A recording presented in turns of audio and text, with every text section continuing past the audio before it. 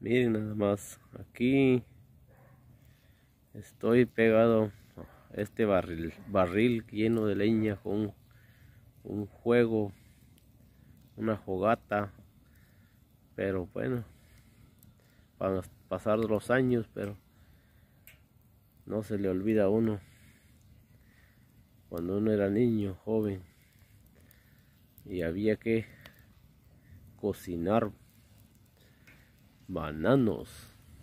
Cocinamos muchos plátanos, pero no hay plátanos aquí. No tengo ahorita. Bananos. Bananos le decimos en Guatemala. En otros lados plátanos, pero como le quieren llamar. Aquí lo tengo en un sartén, aprovechando este juego. Estoy quemando la leña que tengo aquí. Mucha leña.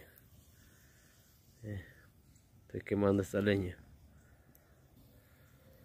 Entonces puse a cocer estos bananitos mientras se va quemando, cuidando este juego porque ya me voy a entrar porque ya aguantando la noche. Bendiciones, cuídense.